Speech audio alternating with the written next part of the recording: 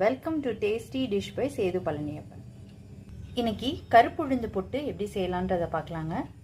இந்த புட்டு செய்யறதுக்கு நான் கருப்பு உளுந்து முழு உளுந்து தான் எடுத்து வச்சிருக்கிறேங்க. கருப்பு உளுந்து 1 டம்ளரும் சிகப்பரிசி 1/4 டம்ளரும் எடுத்து வச்சிருக்கிறேங்க. புட்டு செய்யும்போது வெறும் உளுந்து மட்டும் போட்டு புட்டு செய்யாம கொஞ்சம் அரிசி சேர்த்துக்கிட்டிங்கன்னா புட்டு நல்லா சாஃப்டா இருக்கும்.